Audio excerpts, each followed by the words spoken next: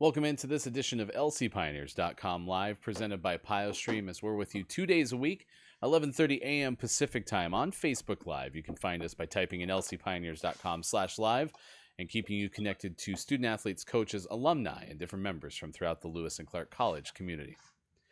Hi there, I'm Ryan Goff. I'm the play-by-play voice and director of athletic communications for Lewis and Clark. We are the Pioneers out of Portland, Oregon, and a member of the Northwest Conference, 9-team conference out of the Northwest part of Oregon and the state of Washington, and an opportunity for our student athletes to compete on a national scale with over 430 institutions competing at the NCAA Division III level.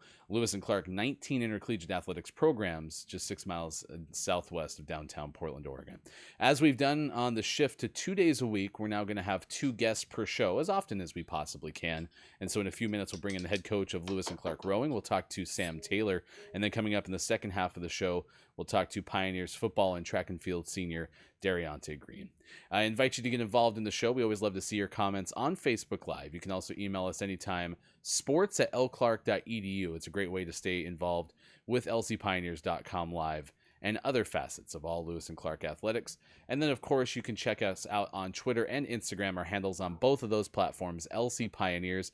Big announcements over the course of the last couple of weeks as Lewis and Clark's had multiple Northwest Conference Student Athletes of the Week. It's been really exciting to see some of our teams getting that recognition, including Sophia Young, freshman goalkeeper for Lewis and Clark Soccer.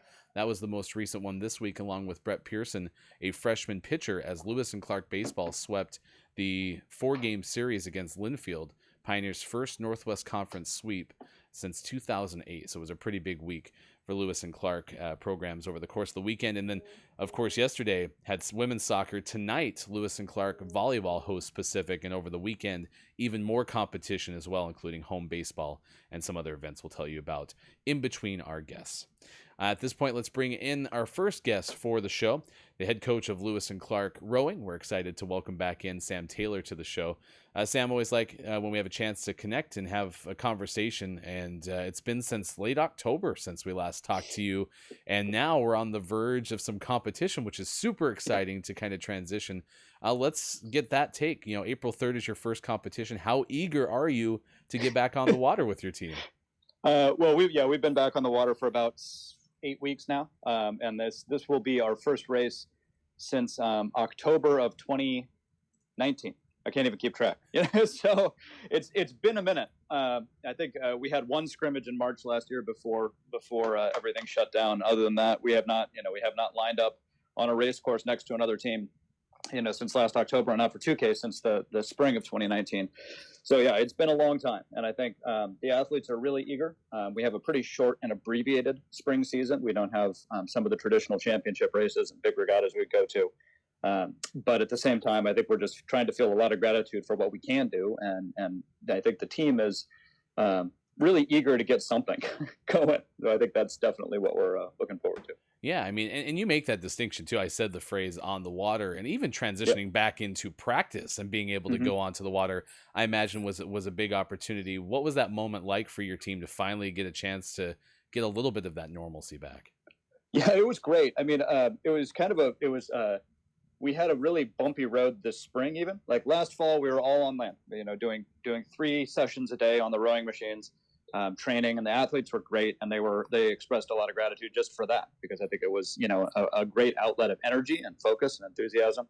But it wasn't the same thing. Like, we row boats, that's what we do. Like, being on the water is what we want to do. So we got to go ahead this spring, and we're able to transition. And then it was interesting because we went straight into a massive ice storm and snow event. So that shut us down for a week right after we got on the water. And then we kind of stumbled back into it, and then kind of got into our first fall break. I think we actually went 4 weeks on the water before we got a full week of practice done. That was just kind of it was a little bit of bumpy road, but we just finished 3 full weeks of good practice. We're going into a fourth. And I think there's just a tremendous amount of gratitude for what we're able to do. It still doesn't look quite like normal, as I think that any team practicing right now would tell you. But there's a real difference between being in a boat, being out on the river, being with the nature, and being with your teammates and doing that, than it is to grinding the rowing machine. However satisfying and physically demanding that is, it's just not the same sport. So. We're talking to the head coach of Lewis and Clark Rowing, Sam Taylor, joining us on lcpioneers.com live. And we mentioned that April 3rd event, and you described that it's not necessarily the exact same as competition has been in the past. But with that said, what are some of the goals of the team as you do enter into competition? Yeah, I think, in some sense, there's a change from normal, right? Because we're not going to go to the WIRA championships. That's been canceled. That's usually 28 schools down in Sacramento. Our conference championship, we know, is down 1 school because Mills College won't be able to attend. And we don't have any other big regattas. We're doing 2 small dual or tri meets, and then the conference championship. So it's a pretty small year. But on the other hand, I think the flip of that is we've always very much been a process and internally focused program. And so the goal of the year is the same as the goal of any year, which is to put together our best race on the last day and try to help the kids achieve things that they don't think are possible, and to try to make sure that we get them to a place where they're able to have a tremendous amount of trust and commitment to each other, and go down a race course and leave it all on the water and produce a really great 2,000 meter start to finish piece on that last racing day. And for us, that'll be May 2nd in the conference championship. So it's like, on the one hand, it all looks different. It's all very strange. On the other hand, the end goal is the same. The end goal is, put together really competitive crews and get the absolute best that we can out of the people who are on our roster this year. And there's a part of me that's disappointed. I'm going to ask this question because you just mentioned you're going to miss WIRA, right? Mm-hmm. And when you describe WIRA to someone like me who didn't have a big introduction into rowing until I started to work with Lewis and Clark and with your team, you describe this thing as one of the most amazing events. When you share it with somebody who has no familiarity whatsoever with the WIRA championships, how do you describe it? Yeah, I mean, I think it's for anyone who's hasn't been to a big rowing race, right? And a distinction of big is like 15, 20, 25 teams, 30 teams. The regattas are at WIRA, for instance, on Saturday we start at 8 a.m. and they finish at 5:30 p.m. and there's a race that goes off every 10 minutes. That's 6 boats coming down, every 10 minutes, almost through the entire day. I think there's like a 30-minute lunch break, and that's about it. And so, at that venue, there will be, a couple thousand rowers. There will be 28 teams for men and women, and, hundreds of athletes running around, hundreds of spectators. And the thing that's great about Sacramento, I think, to me, the Sacramento is my favorite race course in the country. Lane 1 is literally 100 feet off the beach. So you can stand on the beach, which is where the spectators stand, and you're 100 feet away from the crews that are racing. You can feel it, you can see it. And certainly for those events, it's very personal. And I think it's an interesting thing for a lot of racing events like cross country, and that you're across a field and you maybe see them over there, and this is like it's right there in front of you, in a gorgeous venue. It's a pretty special place, and that event. Last year was the first year I missed it, so I guess this year will be the second year I missed it in the last 20 years. That event has been a special thing for me. So certainly I have a lot of attachment to it. But I think it relates a lot to, like, if you go to an NCAA championship or you go to a big, the Pac-12 championship, they're very similar feel to those big championship races. That's very different from the small events that we do. Sam Taylor, our guest on lcpioneers.com live. We're with you Tuesday and Thursdays now, 11:30 a.m. Pacific time. Deriontae Green of football and track and field coming up next. And I think of venues too, and I think of the unique opportunity to have, you know, the Willamette River and the views of downtown Portland from the Lewis and Clark College campus down to Oaks Park where the boathouse is. How unique, how special do you feel like the Willamette River is for a collegiate rowing team?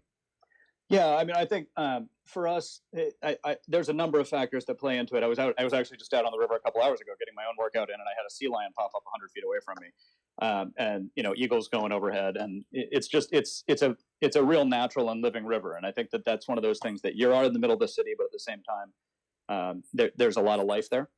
You know, we have a big blue heron rookery on the island that we row past all the time. It's like people are like, "Oh, I saw one blue heron." We're like, "Yeah, well, we saw 25." So you know. I think that it's in a special place. And I think that one of the things for being a native of Portland and having grown up here, having seen the amount of cleanup that's gone into it over the past 30, 35 years, having seen it go from a fairly polluted river to a place where people are comfortable swimming, having seen a lot of the work that has been done by the community to create some slow no wake zones where for people in kayaks and canoes and rowing shells, there is a flat water area to train and work. And just recreate. It's a very special venue, and I think for us, having it 10 to 12 minutes from campus, having an easy commute, not having to drive half an hour, like those things make it really amazing. And I think certainly for our students right now, with how limited travel is, with how limited opportunities are, to be able to not just go to practice, but also to get outside in an amazing and beautiful place is pretty special. Now, this is your 16th season as the head coach at Lewis and Clark. And last time we had you on, I mentioned that and then segued into, have you seen anything like this pandemic? And what have you learned from that? I'm not going to ask you to rehash that at all, but I am going to ask you to think about, moments that have stood out over the course of those 16 years, being a part of so many teams. You look at 4-year cycles, right? And you've had, a bunch of those. So describe some stories or thoughts that come to your mind when you reflect on all your time at Lewis and Clark. Yeah, I think, I think it's really natural to go, you go to like big events, right? Like it's like, oh, we qualified 2006, we qualified the women's team, won a couple big events at the conference championship, qualified the team for the NCAA championship. Absolutely, right? 2014, our second varsity 8 won the WERA championship. That was a very special crew that we put them together. Our men's team winning 3 conference championships during that time. I think all those things are cool. I think the longer I do this, the more the special moments for me are watching individual athletes have breakthrough achievements. I think, whether it's your top athlete, setting a new record on the erg board, or like someone just figuring something out in a boat. And I think that for me, the most important race is what happens in practice every day. And the moments that I cherish are the ones where, we just have a really good practice where everyone has, some realization or makes changes that are beneficial. And then we line up 2 boats on our own team, not against other crews, and have a really competitive race or have a really competitive piece in practice. I love that. I love it. I think that's the stuff that keeps me coming back. And I think that our athletes are probably more excited about racing than I am these days. I think I'm more excited just about the process. And I think that's, if you go to enough races, eventually you're like, yeah, it's just another race. And I think that's the consequence of having done this for a long time. But at the same token, I think the day-to-day to me has always been my favorite part of the job. And I think working with athletes, helping them improve, helping them figure out stuff they didn't know they could do, and helping them, embrace a love for the sport. And I think that's something we talk about a lot. It's just the gratitude and the sense of like, this is a really cool opportunity. Like, most people don't get to do these things. It's pretty great. Yeah, well, and I've said this to most of the coaches we've had on, especially since the spring semester started, is thank you for all the work that you've put in trying to give the student athletes the best experience possible under trying times. You mentioned the ice storm was just the latest thing that happened over the course of the last 12 months. One more thing. And extend it to your coaching staff as well. Sam Taylor, thank you so much for taking the time to join us today, and good luck on April 3rd when you get back into competition. Thank you. I appreciate it, Ryan, and thank you for all the work you're doing. Likewise. That's Sam Taylor, head coach of Lewis and Clark Rowing on lcpioneers.com live. Yeah, I think you cannot say thank you enough to everybody involved throughout the Lewis and Clark College community, to the student athletes and students alike. Imagine trying to go through a time where you look forward to so many things. I mean, the process of selecting a college and getting accepted and choosing where you're going to go is already a complex thing enough, let alone when you're doing it in circumstances that are less than ideal, clearly, where everyone's worried about health and safety, of course. And then you have a situation where you maybe had pictured it going one way, and clearly it's not going that way because of unprecedented times. And I'm sure that affects the student athletes. We've talked to them a lot on the show about just having that disruption in the routine that you're used to, or having to go through different protocols, or not even being able to spend as much time with your entire team as you're used to, just with social distancing practices and trying to keep everyone safe. So I have to make sure it's just to say that every time we have a coach or another member of the community on the show, is just to say, hey, I know you've been putting in a lot of work, and we certainly appreciate that as well. Coming up, Deriontae Green will join us, senior for Lewis and Clark football and track and field. We'll talk to Deriontae in just a few moments. Do want to let you know a couple other things that are going on throughout the Lewis and Clark college world. Like I mentioned, Student Athlete of the Week honors for two Pioneers back-to-back weeks. We had both a women's swimming student athlete and a men's swimming student athlete selected last week, and now Brett Pearson of baseball and Sophia Young of women's soccer were selected this last week for baseball pitching and soccer defensive student athlete of the week. Really great honors. I mean, Sophia Young had the Pioneers in the middle of a 3-game unbeaten streak of being a first-year goalkeeper and having to play the entire season so far. Made a career high 5 saves in the 0-0 draw with Pacific last Sunday. Now, yesterday, the Pioneers did lose to Linfield 1-0. Had a great scoring chance in the first 20 minutes of that game. Might have been inside the first 15 minutes of that game. Did not go in, and instead the Pioneers fall 1-0 yesterday to Linfield. We'll play this weekend. It's a pretty exciting weekend of sports coming up for Lewis and Clark Athletics. We mentioned a week from now there will be rowing. That'll be on the 3rd of April. But this week's schedule started yesterday with women's soccer. Tonight at 7 o'clock, Pamplin Sports Center, Lewis and Clark volleyball hosts Pacific. It's back-to-back days of competition with the Boxers. 7 o'clock start tonight in Portland, and then tomorrow well out west of Portland in Forest Grove as the Pioneers take on Pacific. And volleyball has been on a little bit of a break since they went 3-0, undefeated on the season so far. This will be the first game for the Pioneers tonight since March 12th, when they won in straight sets over Willamette. So that was in a pretty exciting time for the Pioneers and some of the success that they're having so far.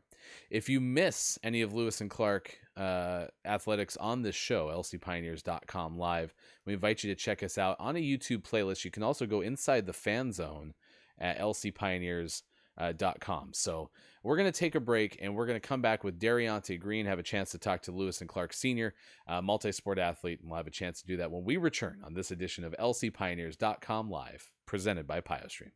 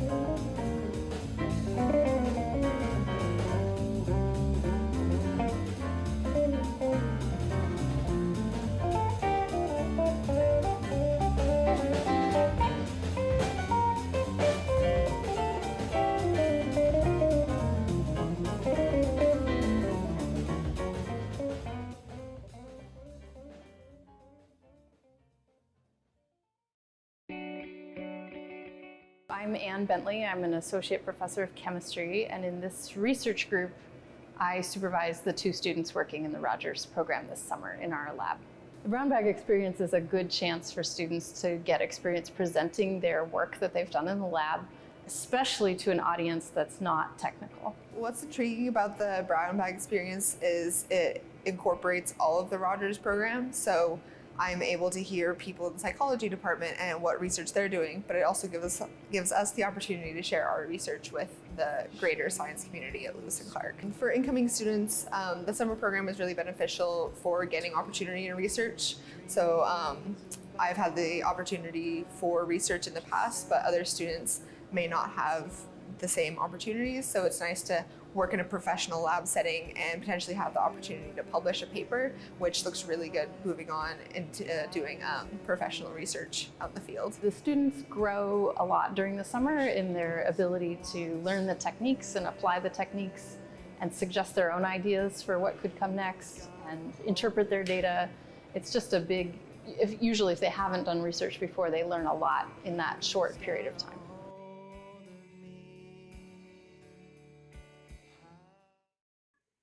Thanks for joining us on this edition of lcpioneers.com Live, presented by PiosStream, as we are with you Tuesdays and Thursdays at 11:30 a.m. Pacific time on Facebook Live. And with the change to twice a week, I've mentioned this numerous times, but want to make sure you know that we have multiple guests per show. So just got done talking to the head coach of Lewis and Clark Rowing, Sam Taylor.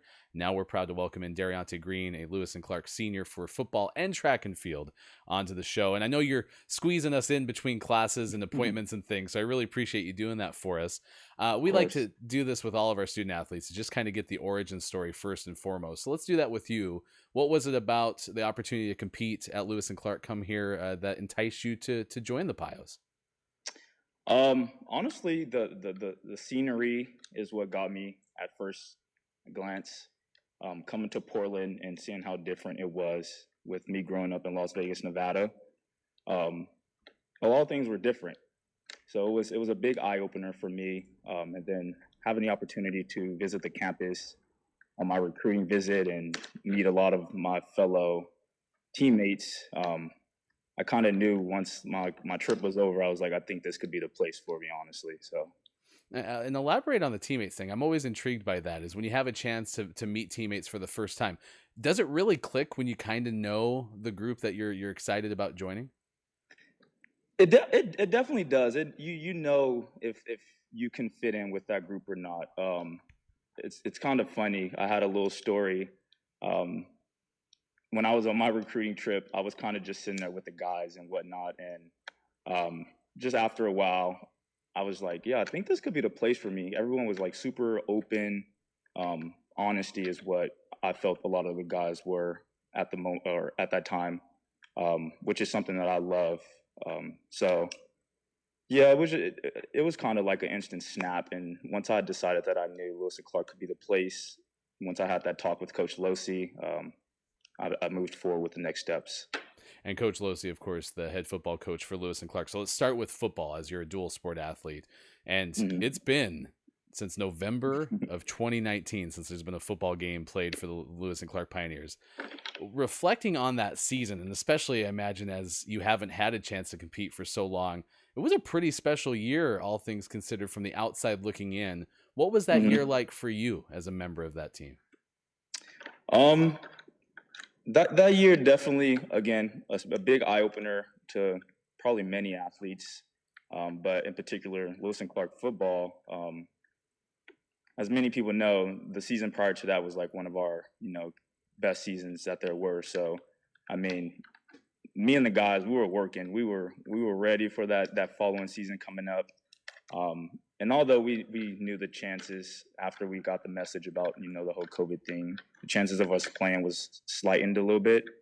But in all honesty, we were in the weight room working harder than I've ever seen people work in a time of that. We knew that this is the time where we can get as much stuff as we can in and get a lot better than what we have been presented. It was. I can definitely say we just grinded a lot harder. I feel like, I don't know if it was the message that since we couldn't play is why guys, wanted to go a little harder, but I think the pandemic definitely brought together this program a lot more, and it definitely is going to help strengthen the program in the future with us just having, now a year and a half off of no football, and that's just straight teamwork and straight grinding mode. So I think when we play or when they play, all that will definitely show on the field. Deriontae Green, our guest on lcpioneers.com Live. And you mentioned that 2019 season, so the season where the team goes 4-5 and you had such momentum coming off of that. What do you remember most fondly from, the last time you had a chance to be on the field and actually compete? What was it about that season that really stood out to you? To be honest, that last game against University of Puget Sound, that game definitely sparked a lot of interest in a lot of guys. And I think it woke up a lot of guys that was even on the field, realizing how good we can actually be once we put all the pieces together. I don't know what the big spark was for that game, but guys definitely came out and played some football, which yeah, it definitely showed the program where we can be. So I definitely think from that day forward is when, we felt that we can get this thing going without even having to really change much. It's just we got to put it all out there when we're out on the field. So I want to get a quick thought in on track and field too. Dual sport athletes, I've always admired the effort that you put in to train basically year round for all of your sports, mhm. and especially with track and field and football, because you have the spring football aspect of it too. When you look at track and field, what have been some of the highlights for you? um, track and field has been a journey. I love track and field as much as any. A lot of people don't like the whole running aspect, but track has been really fun to me. It brought some of the best moments is honestly just being at the track meets with teammates and practices in general. That's where we collab the most. That's where we talk, have fun, and then specifically getting to the Northwest Conference Championship. My past years that I've been here with my relay guys, and putting out the best that we can do on the field every time or on the track every time we touch it. So I don't think there's one really good moment. I think track in general has just been a really steady type of fun thing for me throughout my years at Lewis and Clark, and um, I think many people can attest to that as well. Yeah, those relay teams, Deriontae, have been something else for sure. It's one of my most favorite events to watch on the track in general, but your group has definitely been there for us. I want to shift into academics because I know we only have a few minutes left, and so psychology is your major. What have hmm been some of the experiences, whether it's been classes that have really stood out, or maybe internships that you're active in? What have you enjoyed most about going through the academic programs at Lewis and Clark? my brain has opened up. I've learned so much material that I can truly say I'm going to use in my future. There's plenty of things that I feel like I've talked to people today, and I'm not even realizing that I'm using psychology and some of the different techniques that are used throughout psychology. So I find that really beneficial. Um, the academic part at Lewis and Clark and for me has been a really good journey actually. A lot of my classes I find super interesting, especially like the social and the uh, the more the brain side and how humans actually work is really interesting to me. So just seeing that, and then we only but deal with humans every single day. I definitely can see results right away, which is like a really good thing for me. Um, and then just to touch on my internship a little bit, I'm currently interning with Portland North Neighborhood Services, which one is a really great group. Um, we practically is trying to create this directory that can be super accessible and easy and manageable for these houseless individuals, whether that's being food being provided, shelter, clothing, medical needs. We're trying to get this basic map together as to one click, this is what I need, and it's all good. And then further from that, we're trying to get it some type of print version that not easily destroyed due to it rains so much in Portland, but something that could be beneficial to these people who doesn't have that internet accessibility at all times. So that's kind of what I've been doing throughout my time in school also. And so has that helped you kind of find a direction, as a senior post graduation? Do you have a direction that you want to go? I do, and it's kind of strange. My path after it's not like psychology and my math background would help much, but I've applied to law school, Lewis and Clark being one of them. Hope I can stay in Portland, and then UNLV, which is back home. So um, those are my two options right now. Currently waiting to hear statuses from those. And as far as which type of law, I've currently been wanting to stay within my sports field. I've only been playing sports since I was about 5 or 6 years old, so it's been forever. And yeah, just kind of as I've been going through this process of school and psychology, learning how humans operate, um, definitely sports law, sports agency type of deal is what some type of law possibly would like to go into. Away from that, the very general, the criminal stuff, obviously too. Well, I hope that we have the opportunity to keep you in Portland as well. But regardless, I can't wait to see you come back in the future. Disappointed that we likely won't see you on a Pioneers football field again, but at the same time, it's been great to have you be part of the team. Deriontae Green, thank you so much for giving us some time, squeezing us in on the show. All right, thanks so much. Cool, thank you. Absolutely, thank you. That's Deriontae Green joining us on the show. I can't say enough about how much I've enjoyed the opportunity on the show to sit down and talk to student athletes. It's something that we have not been able to do at the same length that we have. And that's in part because one thing I've learned about doing shows and live production, and we have a really good program with everything that PiosStream provides for the games, is it just takes a lot of the front end work. It definitely takes some time to build a system so that you can schedule people and bring them on. And once you have some of those in place, I'm now very optimistic that we'll be able to keep the show going into the 2021-22 academic year when we're not operating on a pandemic type schedule, not knowing necessarily exactly when start dates are going to be, or having everything run at the same time with fall sports like women's soccer and volleyball operating in the spring, even winter sports with swimming having competition coming up this weekend too. That's a sport that's usually wrapped up by the middle of February. And it's interviews like that where, Deriontae messaged me and said, hey, I don't know if I'm gonna be able to actually make it today. I got something at noon. I'm like, hey, I'd rather talk to you even if it's for 7 minutes than if not at all. And that's been really fun.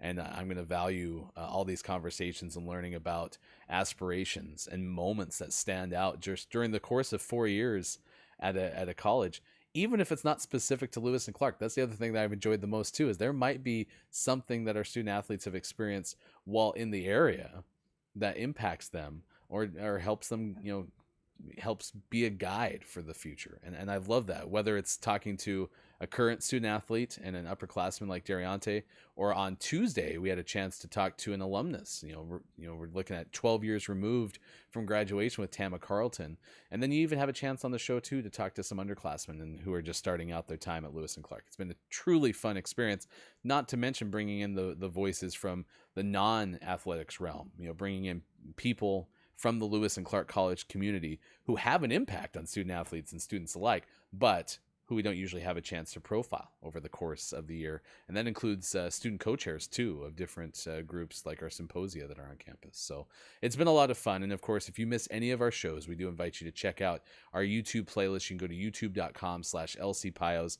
We have all of our shows dating back to March 31st of last year, which means as we turn into the next week, March 31st, 2021, it'll have been a full calendar year since we started lcpioneers.com live, presented by PiosStream. And of course, you can find that show inside the fan zone as well at lcpioneers.com. That's where you find the most recent information about Lewis and Clark athletics, and that includes competition coming up this weekend.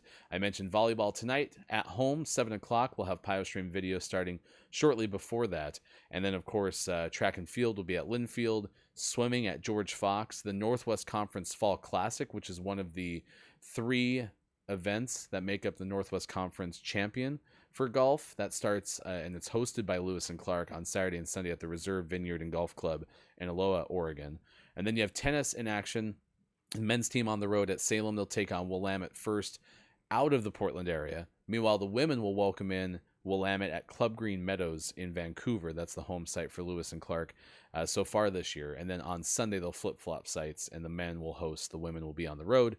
Baseball, welcoming in Pacific. 12 o'clock start for a doubleheader on Saturday. And then you have softball on the road playing at Whitworth in Spokane. So an exciting weekend of Lewis and Clark athletics. Go to lcpioneers.com to keep tabs of it all. I'm Ryan Goff. Thank you so much for having fun with us. Big thanks again to Sam Taylor, the head coach of Lewis and Clark rowing, Deriontae Green joining us, Pioneer Senior for football and track and field. And thanks to you, of course, for watching. Please be sure to bookmark lcpioneers.com/live. That takes you straight to our Facebook Live page, and we'll have updates on our next guests Tuesday and Thursday at 11:30 a.m. Pacific time. Until we see you again for a future show, thanks so much for having fun with us. We'll see you on Tuesday for more lcpioneers.com live presented by PiosStream. Goodbye, everybody.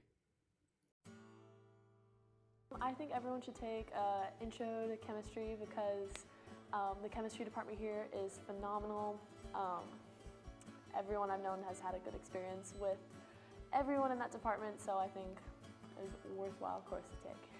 What is one class that everyone should take at Lewis and Clark? I really enjoyed Education in a Complex World. You kind of get to discuss all the issues that exist within education today, and you get to kind of explore that by going to classrooms firsthand and volunteering with children, which I thought was a really wonderful experience. One class that everybody should take at Lewis and Clark is anything with Kundai Chirindo. I think he definitely changed how I thought about rhetoric and media studies and just education in general. For me, it was international affairs, just intro to international affairs, because I think it really gives a good perspective on important issues around the world.